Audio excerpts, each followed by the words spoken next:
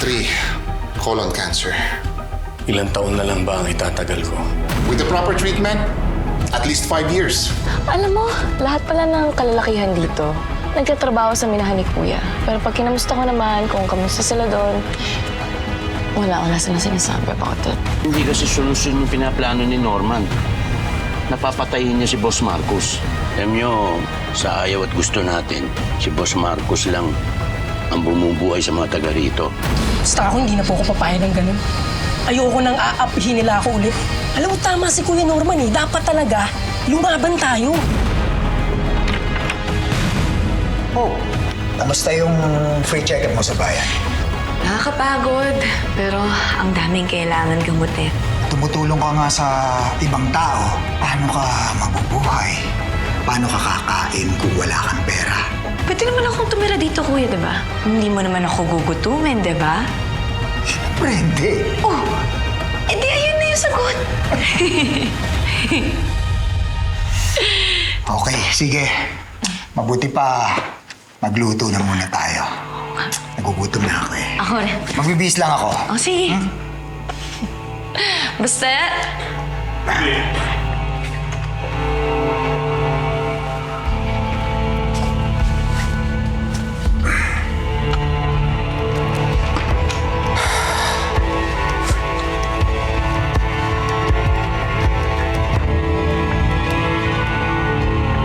Pido, Obet, maghanda kayo. Hahanapin natin si Norman para pigilan siyang patayin si Marcos. Ako tatanungin mo, game na game ako dyan. Pero alam mo sa tingin ko lang, medyo delikado tayo dyan. Pero parang di nyo naman kilala yun si Norman eh. Pag nag-isip ng desisyon yan, yun talagang gagawin nun. Pero Obet, kailangan nating subukan eh. Hindi para sa atin, para sa kanya.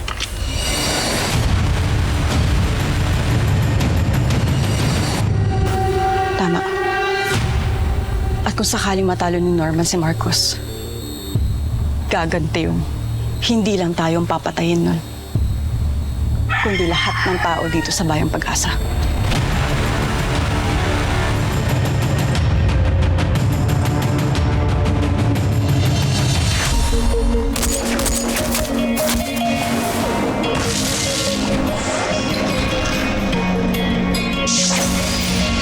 Babagsakan ka nila, papahirapan ng mga mapapangalain. Lalo pag nasa baba ka nila, para ka lang madali na tapakan. Nilahin ka nila hanggang mawala ng pag-asa at makakapitan. Ganto na ba ang kapalaran ng bawat isa? Hanggang sa huli, gusto mong harap, hindi para sa sarili, kundi para sa iba.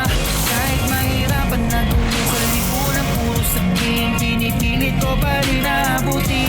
Alam ko na madaming pagsubok ang dadaan, kahit nakapatayan man sa atin nakapay.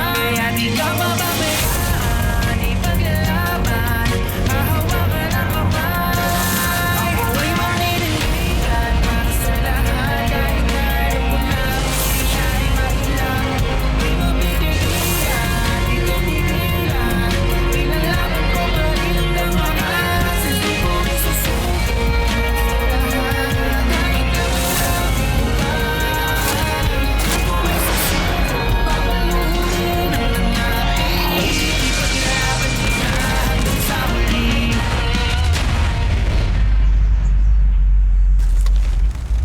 Sabi mo dyan.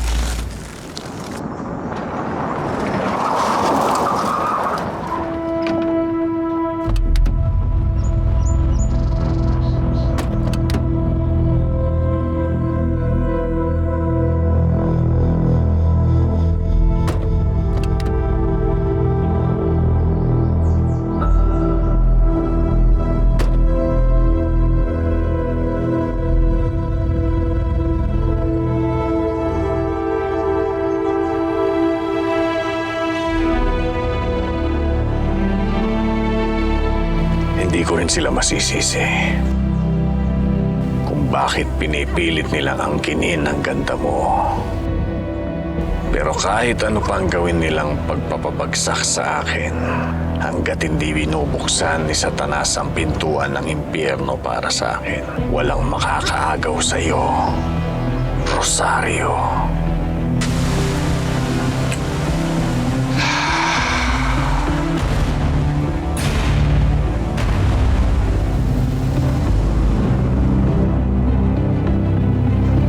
teka lang. Pupunta ako muna si Boss Marcos para masabihan ko sila na nanganganib ang buhay niya. Kap! Bakit naman? Kap, teka lang naman ako. Delikado ho yung gagawin nyo. Mapapahamak ko si Norman. Teka lang. Hindi naman pwedeng tumahimik lang ako. Kap, nagkasundo naman ho tayo eh. Tama ho kayo. Mali yung gagawin ni Norman.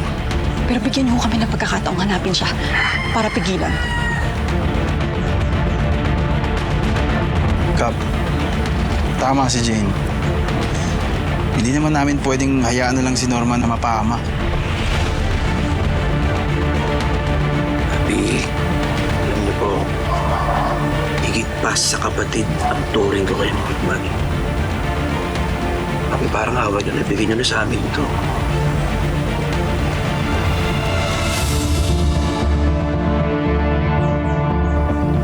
Sige na.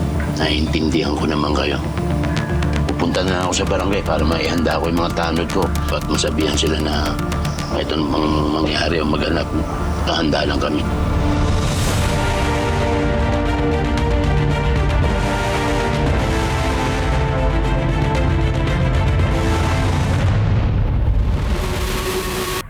After working for so long together, Mr. Wong, hanggang ngayon tinatanong mo pa rin sa akin yan. You know how I work, di ba? Walang nakasunod sa akin. Why do you still have to ask? Mabuti na yung sigurado, Miguel. So tell me, bakit bigla mo gusto mag-inspection? Well, gusto ko lang naman makita yung quality ng bago nating produkto. Quality control ba? Tauchi. Papahamok mo pa yung negosyo natin dahil sa tawag ng laman. Mr. Wong, nakakalimutan mo ata governor ako. I have a reputation to protect.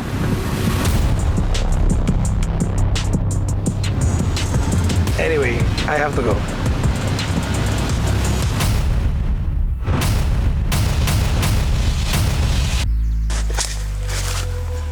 Yun.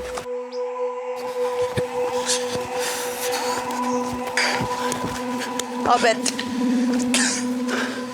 Ano?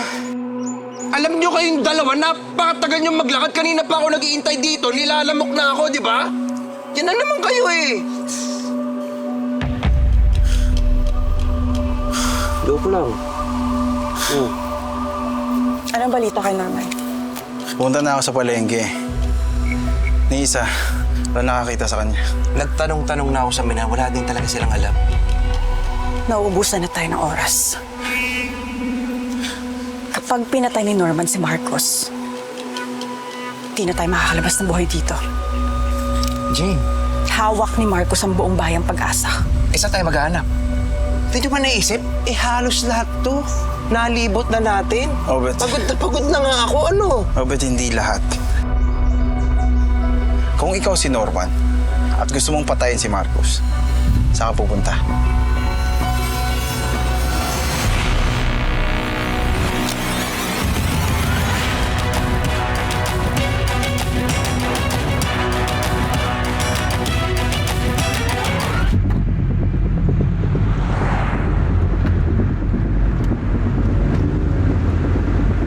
Saan ka pupunta, Miguel?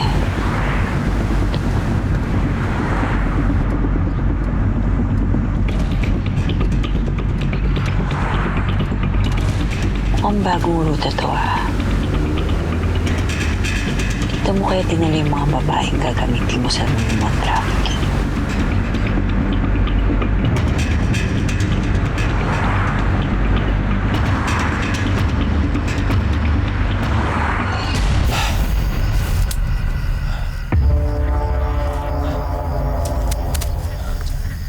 Dito.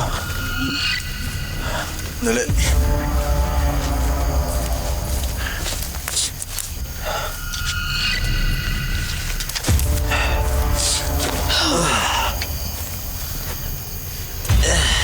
Ay, paglagpas daw ng batong to, doon yung papunta sa bahay ni Marcos. Ano?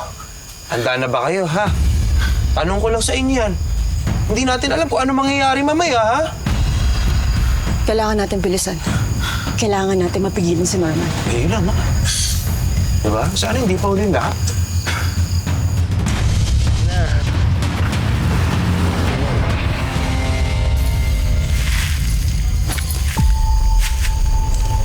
May narinig ba kayo?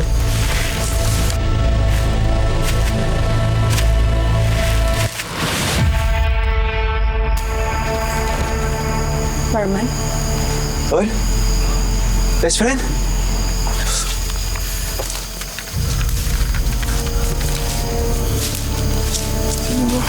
Tinan mo ko ba si Marcos? Hindi ko nagawang patayin si Marcos. Tol. Tol, I miss you.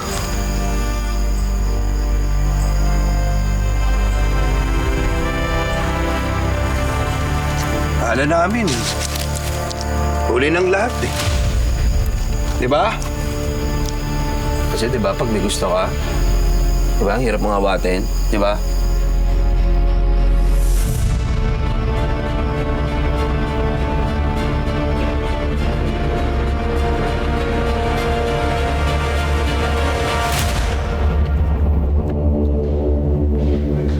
Magandang gabi ho. Magandang gabi po. Salamat po sa tulong niyo. Magandang gabi. Walang problema sa inyo po yan. Sige lang po. Magandang gabi. Maraming po salamat. Huwag niyo isipin yan. Kumusta? Sige, upo po kayo. Upo po kayo.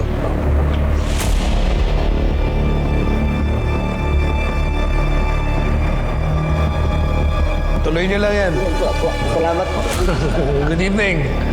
Kumusta? Walang problema, walang problema. Salamat. Sige lang, kailangan. Upo po kayo. Ano nangyari? Bakit nagbago isip mo? Hindi na importante yun. Kung ano mo yung dahilan mo, buti hindi natuloy. Kahit pa paano ligtas ang bayang Pag-asa. Ano ang plano mo ngayon? Konektado si Balmores kay Marcos. Malapit na nila tayong matumto, Norman. Hindi tayo ligtas dito. Kaya kailangan nyo nang umalis. Kailangan nyo nang umalis. Kailangan nyo na maghanap ng bagong matatagpuan. Umalis na kasi kayo. Sandali lang. Ano lang? Ano? Ba't kami lang? Hindi ka kasama? Gusto mo mamatay? Kung magkaharap pa kami ni Balmores, kung ipapapatay niya ako kay Marcos, handa na ako. Dito lang ako at hindi ako aalis.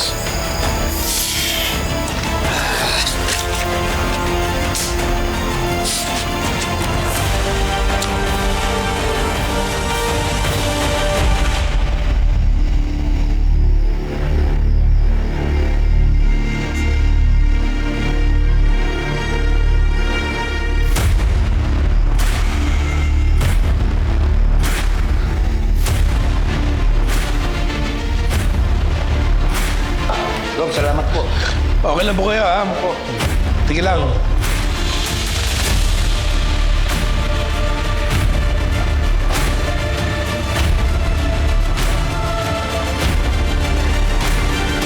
Naiintindihan kita.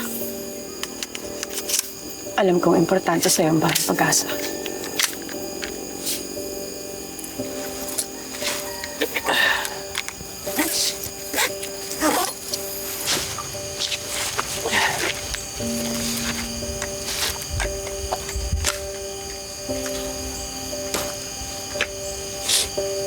Ang mga huling sandali ni Mercy, nakasama mo siya. Lahat yun, nangyari nang papunta tayo sa bayang to. Yung puntot niya, nasa gilid ng bayan na to. Si Fatima, sa ilog ng bayang Pag-asa na wala. Isang taon mo siya inanap. Lahat ng bayan na madaanan ng ilog na yun, pinuntahan mo.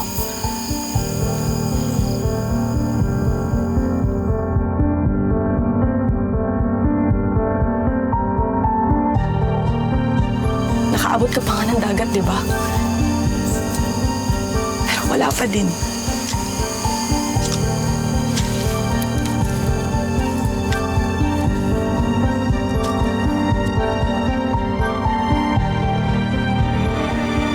Babalik ang anak ko.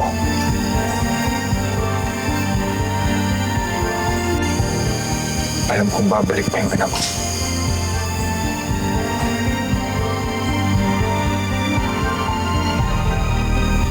Naniniwala ako sa'yo. Alam ko.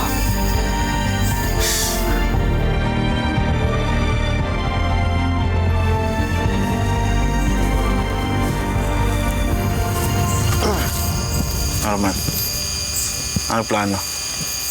Buhay pa si Marcos. May problema yan.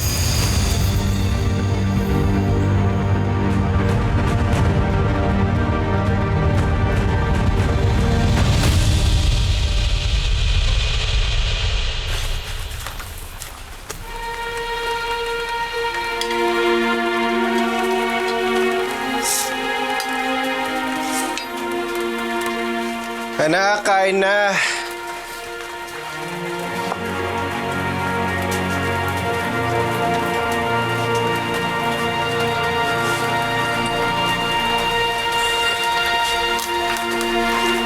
Anak.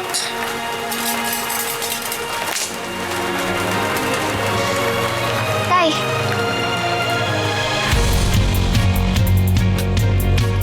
O Fatima, ba't ang tagal mo?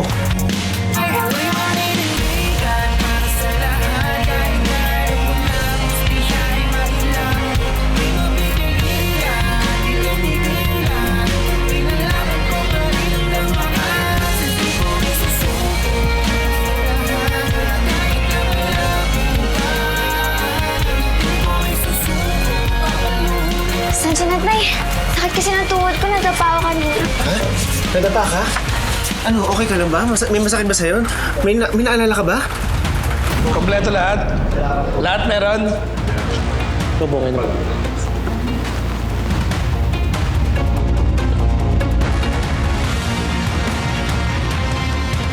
I do really miss you.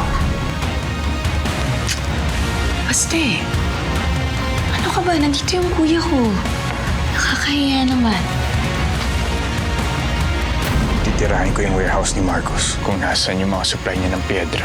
Dahil kapag hindi siya nakapag-supply sa mga kliyente niya gaya ni Balmores, masisira yung iniingatan niyang pangalan.